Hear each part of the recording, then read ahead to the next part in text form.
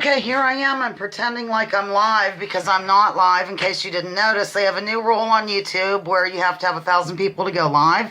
I tried to learn how to do it from the laptop, ladies and gentlemen. It's very complicated for me. It's really complicated for me. You have to have a different system, like a streaming system set up, or program, I guess is what I'm trying to say, set up, and I don't have it, and it's just too confusing. I'm sorry, I'm not that brilliant when it comes to this. So, since I already did all the work and stuff in terms of this Pat Hacker game, I thought that I would do what I did when Cryptic Thinker, I did a birthday for Cryptic Thinker, and right before that I had gotten banned from going live for 3 months because I mentioned an alternative remedy that I use that evidently they didn't like me talking about at the time. But at any rate, I'm just going to pretend like I'm live right now. I'll greet people. Hello there, Pat Hacker, the birthday girl. Hello, Watcher, and Kathleen, and Nicholas, and Basil, and Karen, and I can't, I should get my list out. I can pause this is the nice thing. I should get my list from last week and at least, pretend like those people are here. Hold on. Zoe is already taking her place beside me. So, yeah, I'll just kind of look at this and pretend like you're all filing into the lounge. Won't it be fun? Welcome to week number 77 of Live Lounging, ladies and gentlemen. Today we're going to do a 50s and 60s game in honor of Pat Hacker. Her birthday is April 30th, 1950, and she requested, rather than the usual way that we do things, for me to just focus on the 50s and the 60s with a little bit of Thomas Jefferson thrown in for good measure, so I've done that. So, happy birthday, Pat Hacker. Live for you. She's been a wonderful asset to the community at large and small. Oh, let's see. So that's what we're doing. We're going to go ahead. Oh, please get me to 1,000 people. I wrote that down because I really, or else I'm not going to be going live again until I get to that.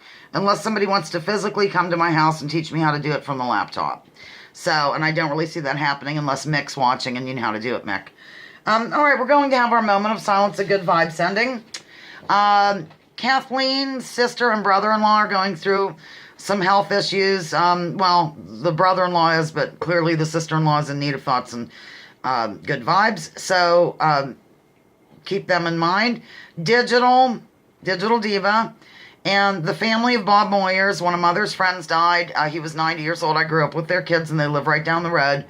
And so if you could keep them in your good vibe sending thoughts, that would be wonderful. And the family of Vic from Mike Rivera show. Well, he's not on the show, but I met him over there when Digital and I were the moderators, which was hilarious. And we really didn't care for Rivera that much, but we loved the chat, so we kind of stayed around for that. We love the chat, so we stayed around for that. Oh, by the way, this is for Pat Hacker. It's tie-dye and cats because she lives for both, I guess. I think she lives for both. I'm not sure. So, at any rate, he passed away. I found out on Facebook, and he was a nice person.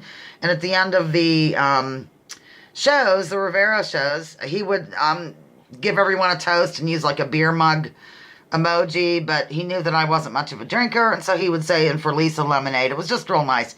So that's what happened there. And of course, victims of imperialism. Here we go. Moment of silence, a good vibe sending. Ready, set, go.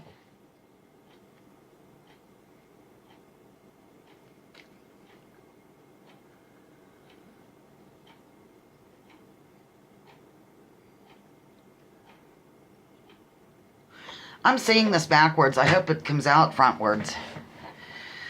Who knows? Maybe I'm reversed again.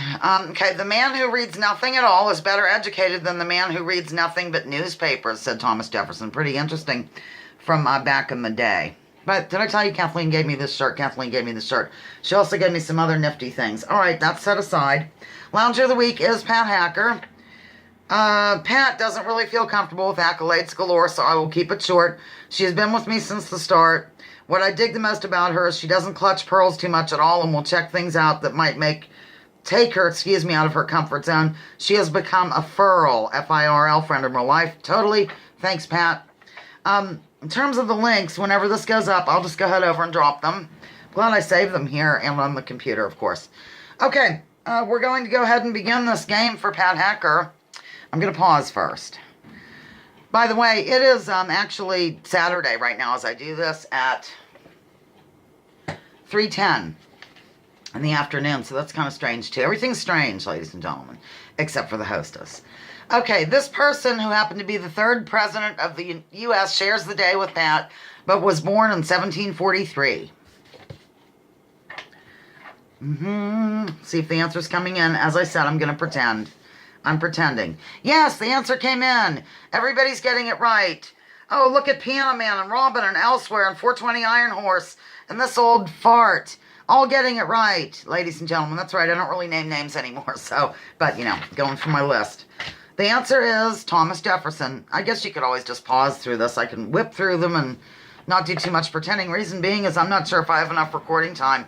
I would be really upset if I ran out of recording time. I better get moving. So if you have to pause, just pause and try to answer.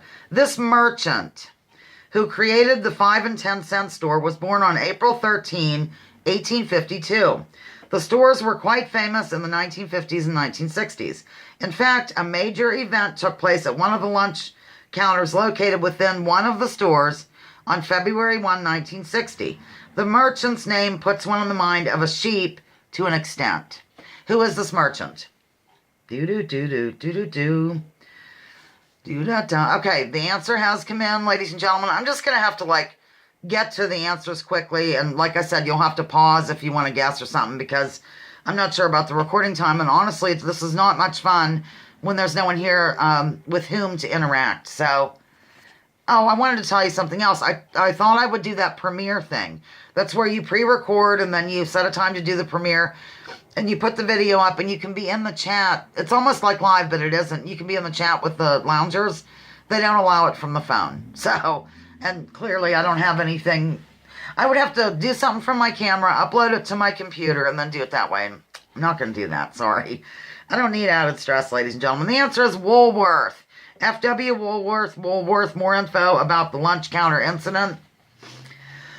The Greensboro sit-ins were a series of nonviolent protests in Greensboro, North Carolina in 1960, which led to the Woolworth department store chain removing its policy of racial segregation in the southern United States.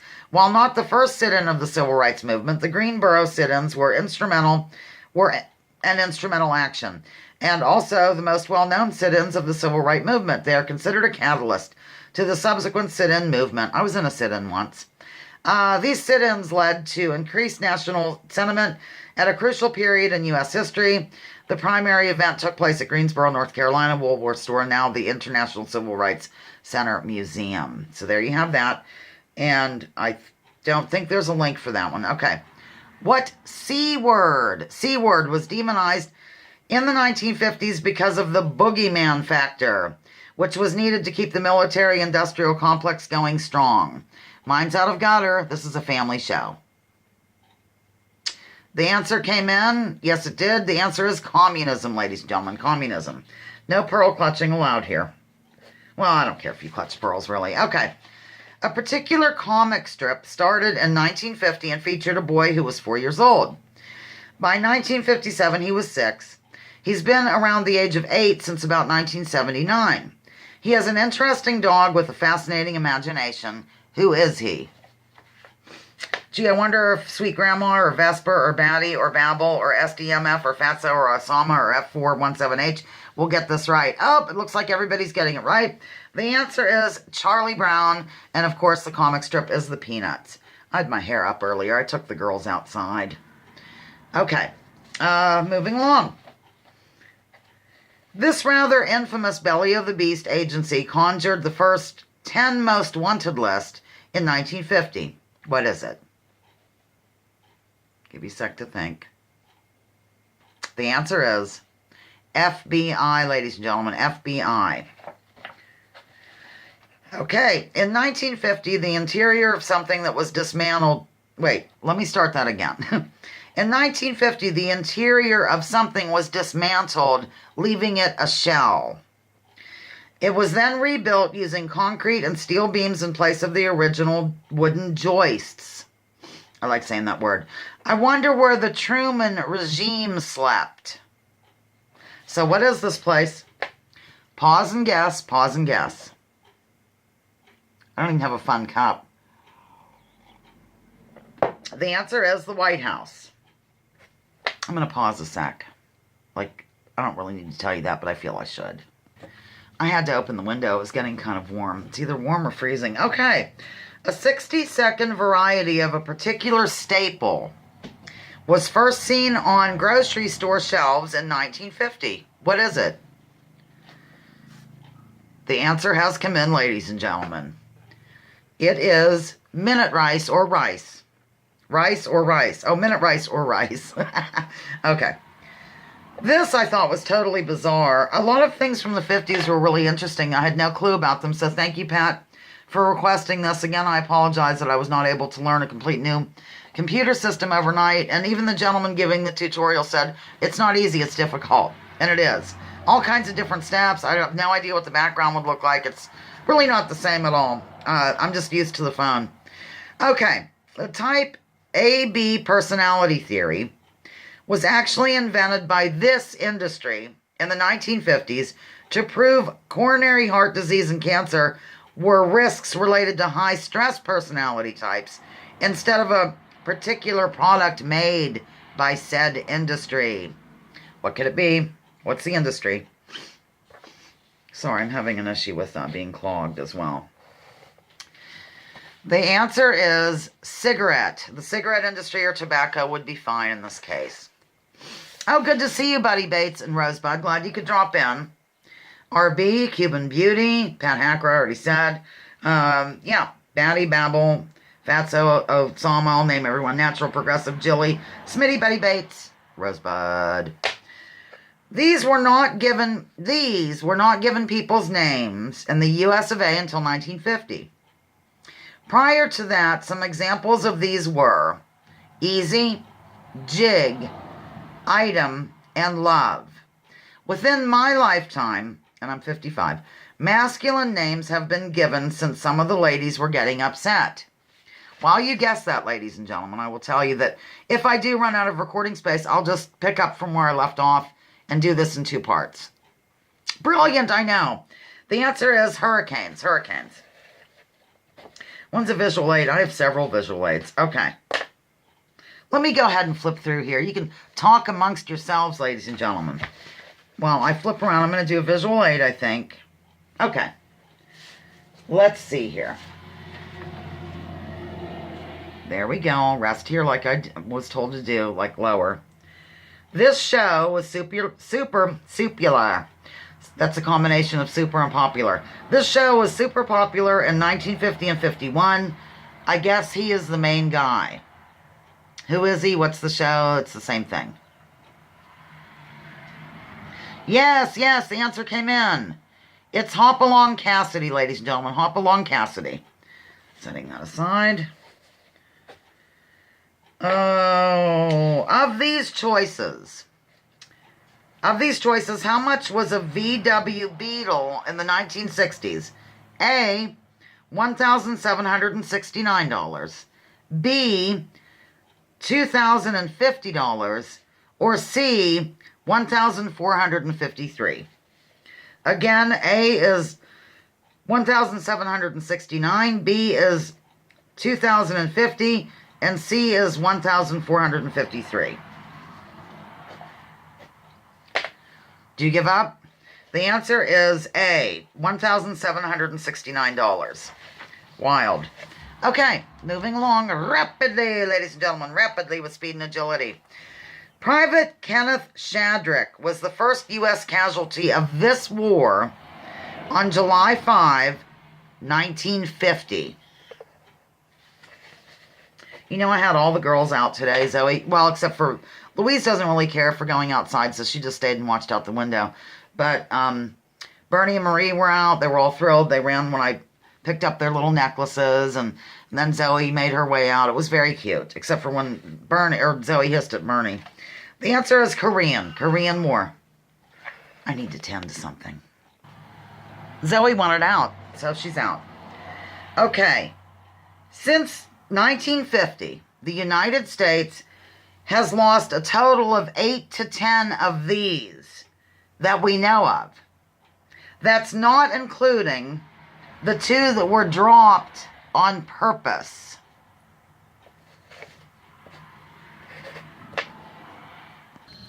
The answer is nuclear bombs. Nuclear bombs. Some just went missing, I'm sure. You know, I rearranged the kitchen and everything to try to do this laptop deal. So, I wasn't going to just not do anything. But I won't be doing anything till I get the 1,000. I'll just do regular videos. But I can't really celebrate anyone, so...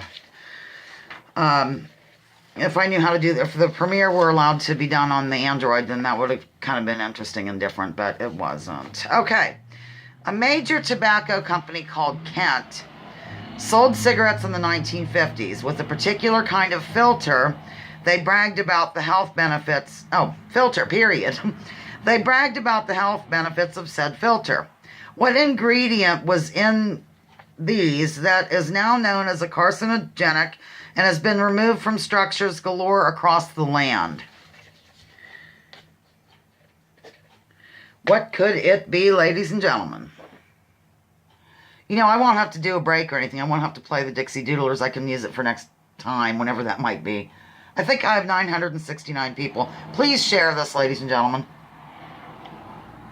The answer is asbestos. Yes, believe it or not, that's what they had in their filters. It was so wonderful. Okay, across the pond. I thought this was fascinating, and there will be a link provided, you know, later. The London Times made a prediction in 1894, claiming that by 1950, London would be under 9 feet of this particular kind of material. What is it? I won't rip through the answers too quickly. Yes, the answer came in. The answer has been given, ladies and gentlemen. It is horse manure. Horse manure. And I'll provide a link when this goes up tomorrow afternoon. I'm not putting it up till tomorrow, but, you know, today for those who are watching. More information. By the late 1800s, large cities all around the world were drowning in horse manure. That's what it says. In order for these cities to function, they were dependent on thousands of horses for the transport of both people and goods.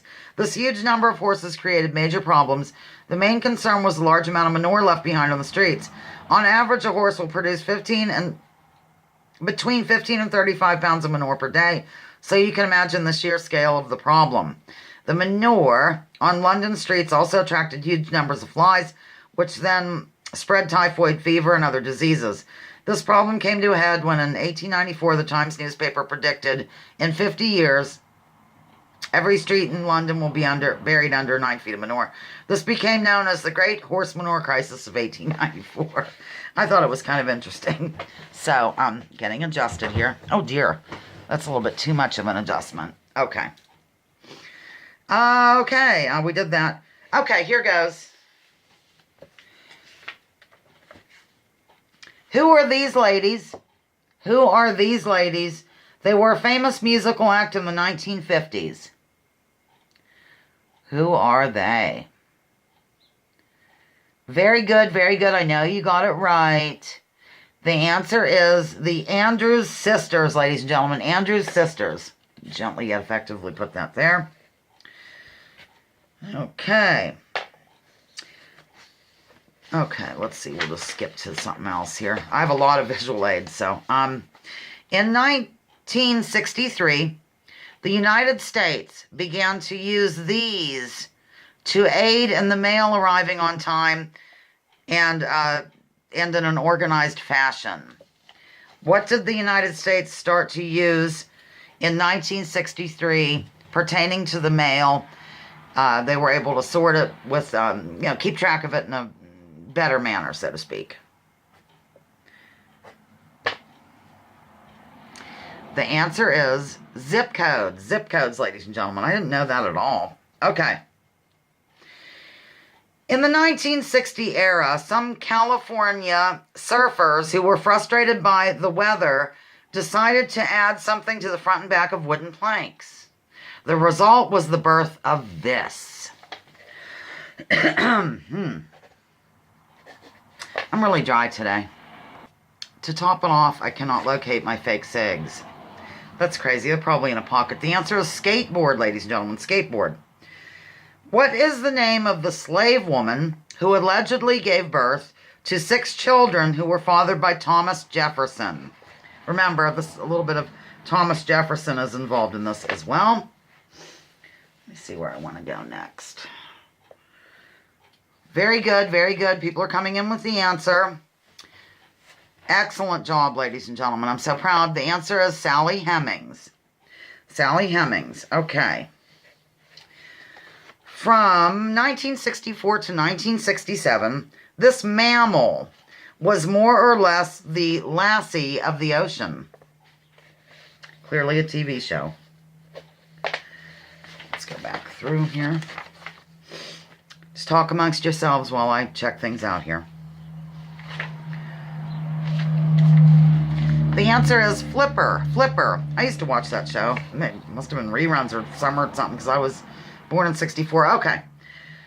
Who is this? Who is this? Who is this? Who is this? Canadian-American band leader and violinist. Pause, and when you unpause, you'll get the answer. It's Guy Lombardo, ladies and gentlemen. Guy Lombardo is the answer. Quite a few visual aids now at this point. On April 13th, 1964, Sidney Poitier became the first black to win an Oscar for Best Actor. He won it for his role in this movie. I didn't know. I thought it was for the other movie. But I was wrong. So I always learn stuff when I do this. I enjoy doing it, ladies and gentlemen. Too bad I can't be with you today, but sorry. I don't know how, if there's a way to transfer stuff from the phone to the computer for the premiere or not. And I'm just not super with it in that department, quite frankly. And it just adds stress. I almost cried. You can ask Kathleen if you don't believe me. I'm like, I'm never going to be able to do this. And then I played her a little bit of the tutorial I was trying to follow. It was just too much.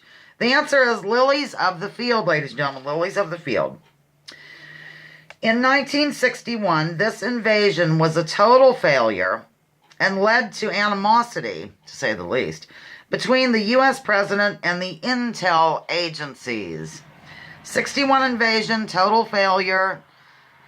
U.S. president and intel were kind of not happy with each other. What was it? Yes, you got it right. It's the Bay of Pigs. Bay of Pigs. Okay.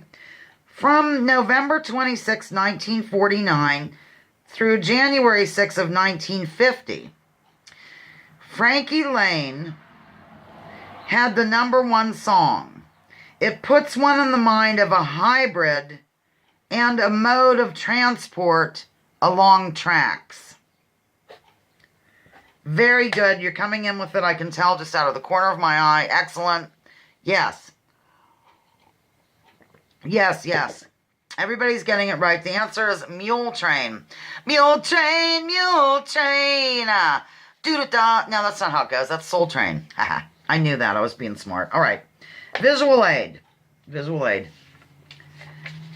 Okay. This logo is associated with something that was founded in 1961 with a stated goal of providing social and economic development abroad through technical assistance while promoting mutual understanding between Americans and the population served. I have no clue if it really works that way, but it is the stated goal anyway. What is it? Excellent. Oh, all of you are just so good at this. You're getting it right. I'm so proud. The answer is Peace Corps, ladies and gentlemen. Peace Corps. I cut off the name there, of course. Okay, Peace Corps, that's done. Across the pond. In 1962, the Fab Four launched their first single in the UK. What was it? Do, do, do, do. Da, da, ding, dong, ding.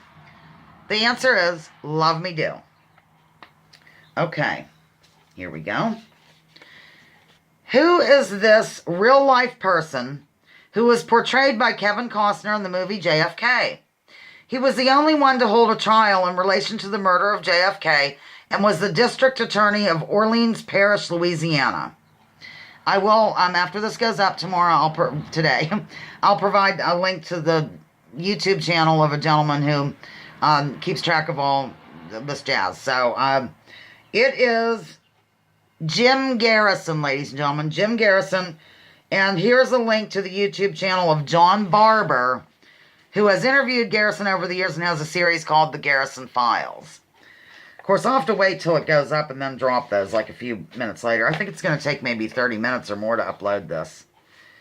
So, there you have it. Okay.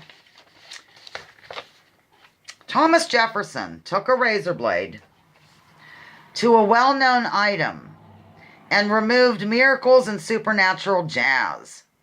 He then arranged it so that the 4 biggies lined up a bit better.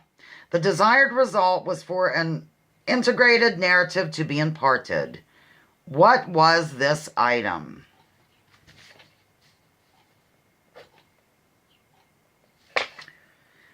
Okay, it's the Bible. Have you ever heard of the Jefferson Bible? Okay, more information and a link. So a link will go up at some point. In his retirement, the nation's 3rd president carried out a project he had contemplated for years. He literally cut and pasted passages from the 4 Gospels, get it, the 4 biggies, into the one integrated narrative of Jesus' life, minus the miracles and supernatural events. The result, he said, was, quote, the most sublime and benevolent code of morals which has ever been offered to man, end quote. Judging by the wear and tear on the book, it appears Jefferson read it regularly. So, the answer is Bible. All right. Visual aid. Oh, okay. This is my own personal picture. I took it out of the frame. I know. Don't be so surprised that I have these displayed. Okay. What was the profession of the main character in this kids show that premiered in 1969? What was his profession? Soul Train, Soul Train. Do-do-do. See how my mind works. Okay. The answer is mayor. He was the mayor or the mayor of Living Island, a bit more. The show centered, it was H.R. Puff and stuff. The show centered on a shipwrecked boy named Jimmy, played by teenage actor Jack Wilde. He's 11 years old when he arrives on the island and turns 12 in the episode called The Birthday Party. Jimmy and his friends, a talking flute named Freddie, take a ride on a mysterious boat. Jimmy and his friend. I was wondering, I didn't notice anyone else but Jimmy and the flute. Jimmy and the flute. Which promised adventures across the sea to the kooky Living Island, home of dancing, talking trees, and singing frogs, and witchy poo. Ooh. All right, across the pond. Across the pond. Where the heck did it go? Oh, okay. An immortal Time Lord began time traveling across time and space on the BBC in 1963 when the show was first broadcast in the UK. Of what am I speaking? Looks like everybody's getting it right. Absolutely. Totally, yes. The answer is, what was the question? Doctor Who. Doctor Who is the answer. Zoe's sitting under the healing tree. God love. Okay, that answer was Doctor Who. Moving along. Okay, another visual aid. Who is this Canadian-American singer-songwriter who is a fave of the birthday woman? She focuses on peace and indigenous themes. Very good. Excellent. You got it right. The answer is Buffy St. Marie, and here's more information. Buffy is a Canadian-American singer-songwriter, musician, composer, visual artist, educator, pacifist, and social activist. Boy, doesn't have a lot on her plate, does she? Throughout her career in all of these areas, her work has focused on issues of indigenous peoples of the Americas. I know Pat likes her for sure. I slipped in a few things that you like, Pat, okay? All right. Blank and Thomas Jefferson were the only 2 signers of the Declaration of Independence who later became president. They both died on the same day, July 4, 1826, exactly 50 years after they signed the Declaration. Jefferson was a shy speaker, but an excellent writer. I'm getting messages. Very good. I can feel that you're coming in with it wildly. I'll put Jim Garrison aside here. Okay. The answer is John Adams. Very good. Who was Thomas Jefferson's vice president during his second term?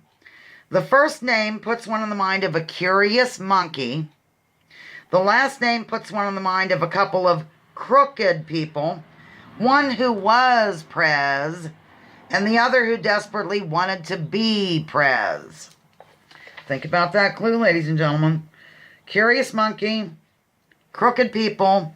One was Prez, the other one wanted to be Prez.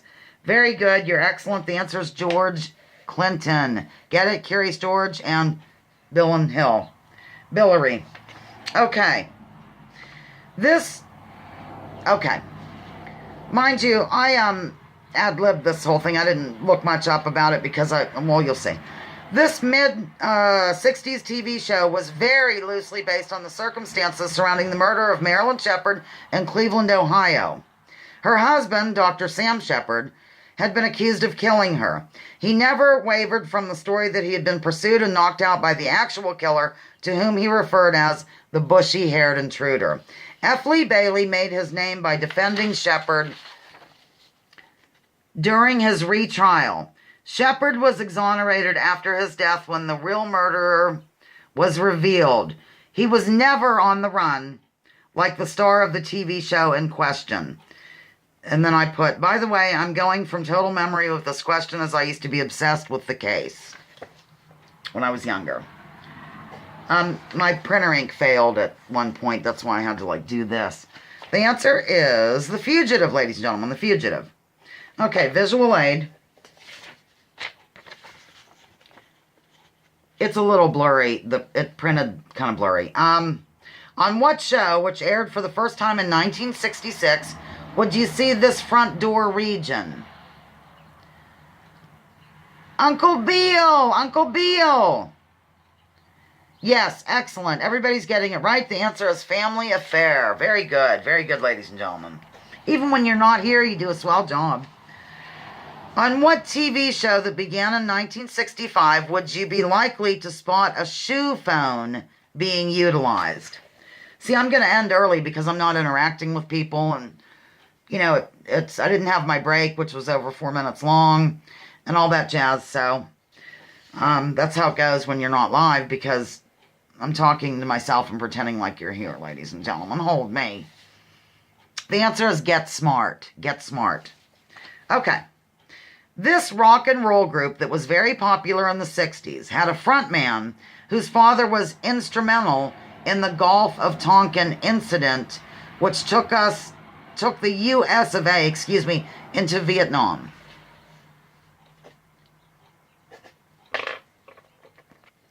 The answer is The Doors. More information, and we'll drop a link. For most of the last 5 decades, it has been assumed that the Tonkin Gulf incident, was a deception by Lyndon Johnson to justify the war in Vietnam. But the U.S. bombings of North Vietnam on August 4th, 1964, in retaliation for an alleged naval attack that never happened, and the Tonkin Gulf resolution that followed, was not a move by LBJ to get the American people to support the U.S. war in Vietnam. The real deception on that day was that Secretary of Defense Robert S. McNamara, sound familiar, misled LBJ by withholding from him the information that the U.S. commander in the Gulf, who had initially reported an attack by North Vietnamese patrol boats on U.S. warships, had now expressed serious doubts about the initial report and was calling for a full investigation by daylight.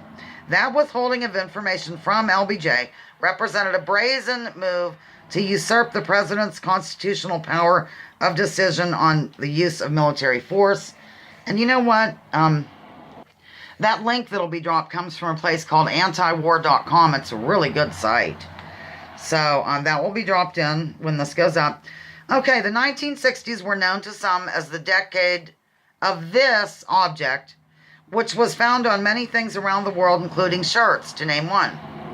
It is also something associated with me and with comment sections, especially if Watcher and Kathleen are involved. I have a pillow of one, and there might be some behind me. Excellent. Yes, the answer is smiley face, ladies and gentlemen. Smiley face. Okay. Very good. Y'all are so smart. This tuneful and heartwarming story was brought to life on the big screen and won the Academy Award in 1965. If I say anything else, it will give it away. I almost said think Batty, because Batty she lives for it, and she can sing like the lady did. She's really a good singer, Batty is. Not quite as good as I am, but she's getting there. I said that with a straight face. Are you proud? The answer is The Sound of Music. And this is our final question, and then I'll do my closing. And again, thank you for looking at this. It's, you know, I already had all the work done, and I figured I'm not going to wait until I have 1,000 people. That could be months. I have 969, but it could take a long time. I understand that. I've accepted my fate. Okay, visual aid. This picture is from 1967. I think Pat Hacker lives for him, but I could be wrong. Well, at the very least, he is associated with the 60s. I'm almost sure she lives for him. The answer is Leonard Cohen. Leonard Cohen, ladies and gentlemen. There you go. Thank you so much for taking part in the not live, the pre-recorded birthday celebration for Pat Hacker. I made her card a little different because last year I sent her one. And, you know, so I put the cost of living. I think this is for just an average house, and then the first one is a brand new house. But anyhow, there you have it. Thank you for joining today on Lounging with Lisa, the video series that has me lounging while coming at you with thoughts of the day. Please join me, join others. Drop your political identities. Let's focus on issues. Leave labels at the door. Research before you judge. And remember, war is a racket. Don't take my word for this. Check out General Smedley Butler and what he had to say. Let me read comments. Just kidding. Thank you to anyone who wants to comment below here. I would appreciate it. Please share the video. Please get me to 1,000. I really appreciate it. And until then, I will not be going live on any device until I reach the 1,000 milestone. But I'll do pre-recorded videos. Have no fear. You can't get rid of me, no matter how hard you try. Love you all. Thanks a lot. Bye.